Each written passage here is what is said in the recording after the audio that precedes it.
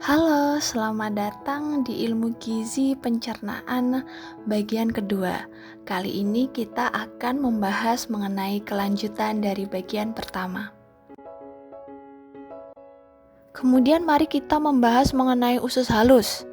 Usus halus ini memiliki fungsi utama dalam mencerna dan juga mengabsorpsi kimus dari lambung ya.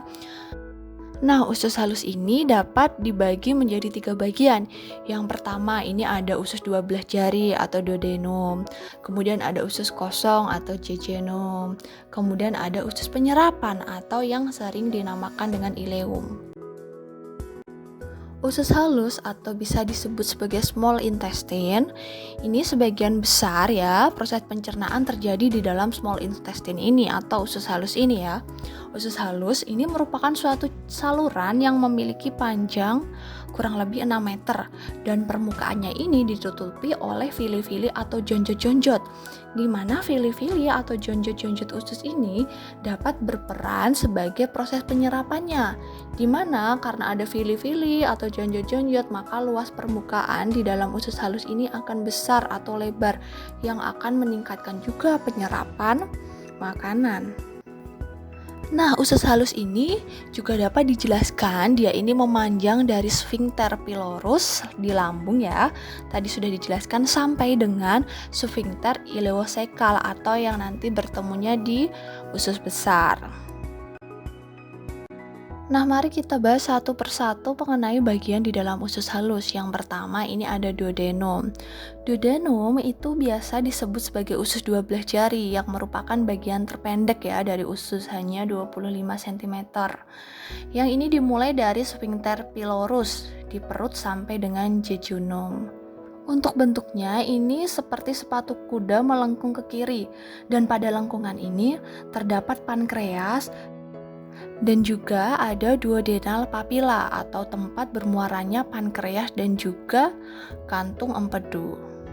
Di duodenum ini, empedu dan juga pankreas dapat mengeluarkan cairan pencernaannya.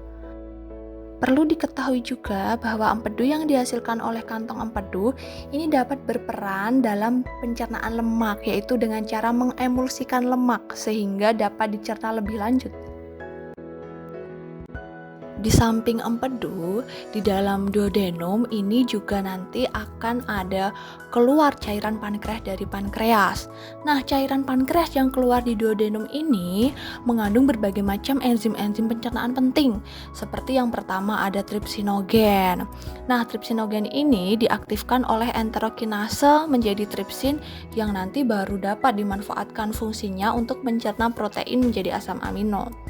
Kemudian, cairan pankreas ini juga ada enzim amilase yang akan mencerna amino menjadi glukosa.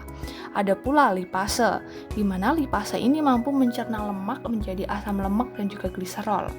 Kemudian yang keempat ya, untuk selain enzim-enzim yang telah disebutkan tadi, di usus halus juga menghasilkan enzim-enzim lain yang mampu membantu proses pencernaan makanan seperti peptidase dan juga maltase. Yang kedua, bagian dari usus halus ini ada jejunum.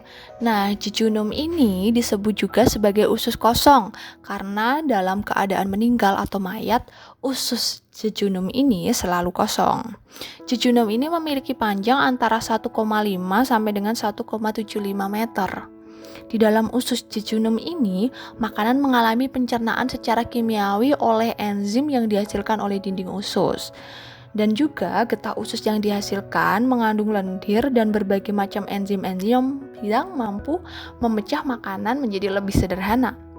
Di dalam jejunum ini, makanan menjadi bubur yang lumat dan juga encer, sehingga inilah yang nanti akan mempengaruhi proses penyerapan menjadi lebih mudah. Kemudian bagian ketiga dari usus halus ini ada ileum atau yang sering disebut sebagai usus penyerapan. Ileum atau usus penyerapan ini panjangnya antara 0,75 sampai dengan 3,5 meter. Tentu saja sebagai usus penyerapan, fungsi utamanya adalah menyerap sari-sari makanan. Di permukaan dinding ileum ini dipenuhi oleh jonjot-jonjot usus atau fili. Nanti akan dilihatkan jonjot atau fili itu seperti apa. Nah, adanya jonjot usus ini dapat mengakibatkan permukaan ileum menjadi semakin luas sehingga penyerapan makanan dapat berjalan lebih baik. Nah, untuk filinya atau jonjotnya dapat dilihat pada gambar di dalam video. Ini ada gambar dari usus, kemudian ada jonjot-jonjot seperti lengkungan-lengkungan ini, yang di sana juga ada mikrofili yang akan memperluas dari proses penyerapan. Nah, dinding jonjot usus halus tertutup oleh sel epitelium yang berfungsi untuk menyerap zat-zat makanan. Terdapat kira-kira sekitar 1000 mikrofili. Ini mikrofili dapat dilihat di dalam video ya, pada setiap selnya nih. Kemudian dinding tersebut juga akan mengeluarkan mukus, di mana enzim pada mikrofili ini juga dapat menghancurkan makanan menjadi partikel yang cukup kecil dan akan menjadi lebih mudah untuk diserap. Kemudian kita akan membahas mengenai penyerapan makanan di dalam usus halus, terutama di ileum sebagai usus penyerapan. Yang pertama, ini ada 2 golongan yang diserap langsung ke dalam sel atau pembuluh darah. Yang kedua, ini akan diserap menuju pembuluh getah bening. Yang pertama yang diserap menuju pembuluh darah ya, ini ada glukosa, asam amino, mineral, dan juga vitamin. Kemudian untuk yang diserap menuju pembuluh getah bening, ini ada asam lemak dan juga gliserol. Nah, pembuluh getah bening ini pada akhirnya akan bermuara pada pembuluh darah juga, sehingga sari-sari makanan nanti juga dapat diedarkan ke seluruh tubuh. Selanjutnya kita akan membahas di sistem pencernaan yang keenam, ini ada usus besar. Nah, di usus besar ini ada zat-zat yang tidak diserap oleh usus halus, selanjutnya akan masuk ke usus besar atau kolon. Di usus besar ini terdapat penyerapan air dan juga pembusukan sisa-sisa makanan oleh bakteri pembusuk. Atau biasanya di usus besar ini dapat juga terjadi proses fermentasi ya oleh bakteri-bakteri. Di usus besar ini dapat terjadi proses pembusukan yang dilakukan oleh bakteri-bakteri yang hidup di usus. Akhir sisa makanan ini nanti akan dikeluarkan juga dalam bentuk kotoran feses melalui anus ya. Kemudian di dalam usus besar ini terdapat bagian yang disebut sebagai usus buntu.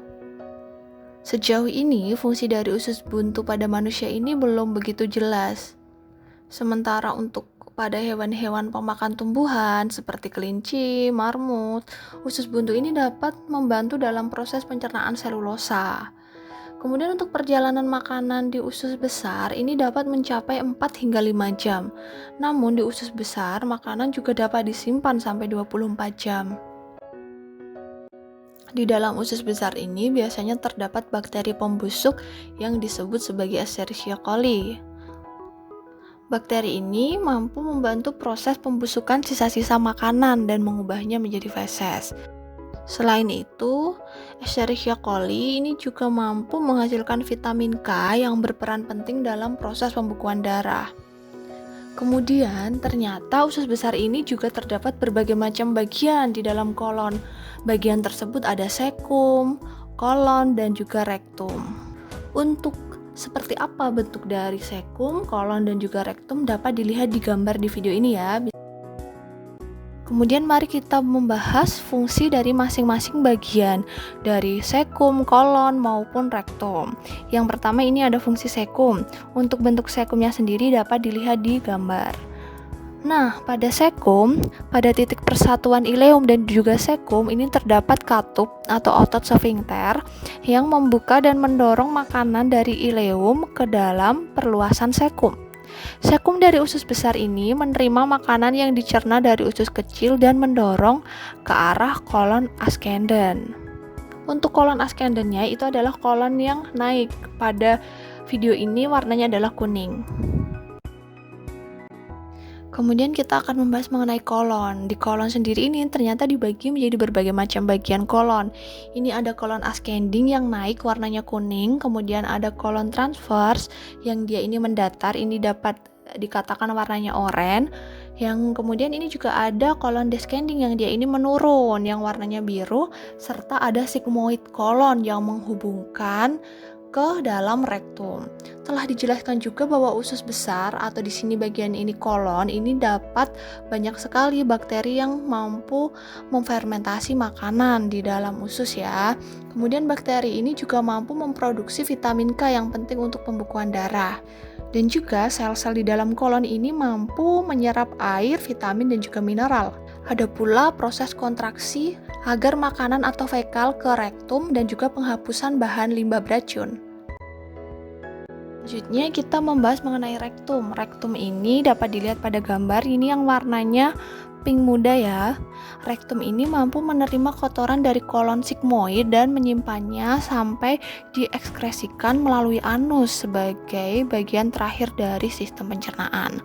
Fungsi yang tidak tepat dalam kolon dapat mengakibatkan kondisi seperti feses hijau, sindrom iritasi usus, sembelit dan juga penyakit lainnya yang ada hubungannya dengan pencernaan. Kemudian mari kita bahas fungsi usus besar secara keseluruhan. Dari yang telah dijabarkan di atas, ternyata usus besar ini memiliki berbagai macam fungsi. Yang pertama ada penyerapan garam dan air dari makanan agar menjaga keseimbangan cairan tubuh. Yang kedua ini mampu menyerap vitamin tertentu. Dan hal ini disebabkan karena apa? Karena di sana banyak sekali bakteri baik ya. Dan juga di bakteri baik ini juga mampu memproduksi vitamin K. Dan ternyata bakteri di dalam usus besar ini menghasilkan gas yang mampu memfasilitasi gerak peristaltik atau kontraksi secara teratur di pencernaan. Dan untuk jumlah bakteri baik sendiri ini juga tergantung oleh berbagai macam. Contohnya apa yang kita konsumsi itu mempengaruhi jumlah bakteri seperti probiotik dan antibiotik. Kemudian fungsi terakhir adalah menyimpan kotoran sampai waktu harus dikeluarkan melalui anus. Demikian tadi pembahasan mengenai sistem pencernaan di dalam tubuh kita. Terima kasih sudah menonton video ini dan saya ucapkan selamat belajar.